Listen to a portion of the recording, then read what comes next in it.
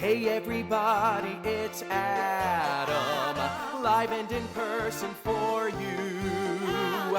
Hey everybody, it's Adam, wonder who he'll interview. CallMeAdam.com.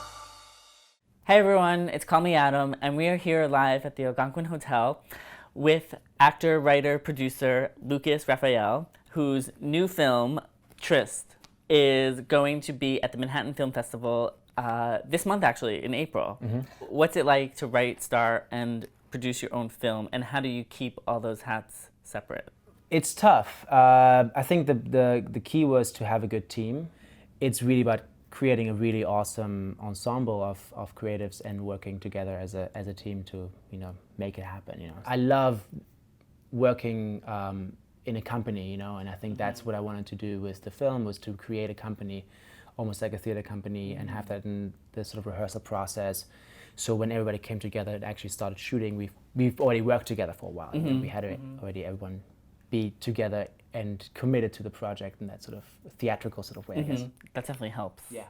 And it's a nice sort of segue into the two worlds, bringing them together by creating that community on set.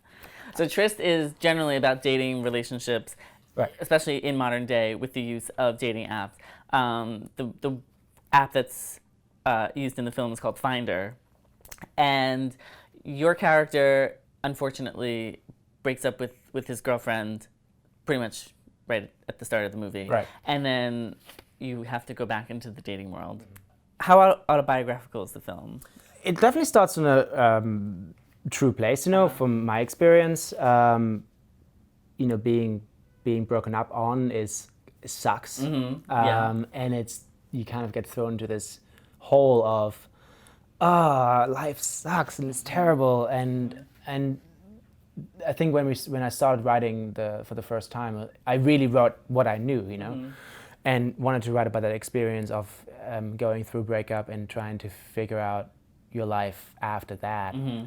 So yeah, I totally started from a real place. There's one couple who then they break up because of infidelity, mm-hmm. and somebody. I don't want to give too much away. That's fine. She sleeps with his best friend, and then the new couple ends up, they're so happy together. Yeah. And I think that actually kind of infuriated me a little bit, because I was like, so you cheat with his best friend, and they seem to have no problem, neither one of them seemed to have a problem with the fact that that was his best friend. We had this conversation with the actors, and the actor who played the characters, I would never throw that away unless I knew exactly it was gonna make me happy, mm-hmm. I think that weighing off of is this the right decision? Is this going to be making me happy in the long run, or am I screwing up everything for maybe just a fling? Right. And that is an interesting dynamic. Yes. And that was wow, how can we put that into focus? Mm-hmm. Well, maybe there needs to be a sequel so we can see how that turns out. Absolutely, and because the film is quite open-ended, Gabe ends up, because I don't think he stays with that girl that he met, so he ends up single and still having to find someone. And I did I know you have a dance background, mm-hmm. and I like how you incorporated the dancing of teaching people the tango into the aspect of dating. It was an interesting weaving of genres. Particularly tango dancing is such in a way, physical act. Yeah. Similar to sex in a way. Mm-hmm.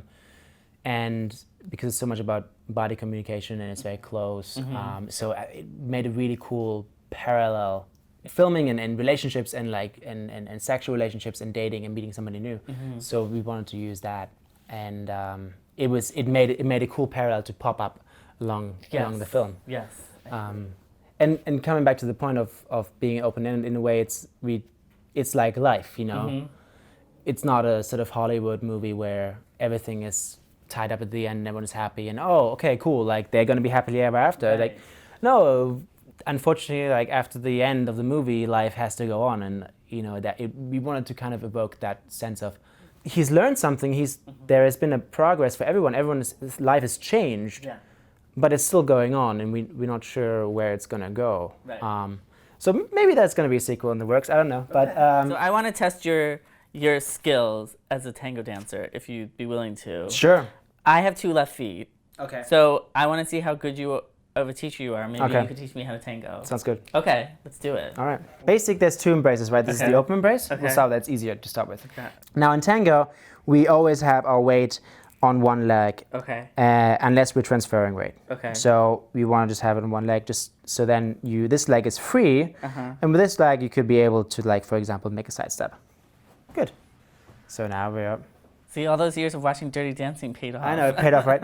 And so there's almost like if I was going to lead you this way, can you feel the direction between there? There's a direction here, right? Okay. Where's that? Going back towards Exactly. the desk. If I was going to go this way, Back towards me. exactly, Okay. right? So, for example, I'm taking a side step. Very good. That's pretty good. There you go. I'm a dancer. dancer. TRYST will be at the Manhattan Film Festival April 21st. 21st. And I'll have information up on Call Me Adam, how you can get tickets and go see it. He'll get the dirt and the scoop and the story, for he happens to be in the know.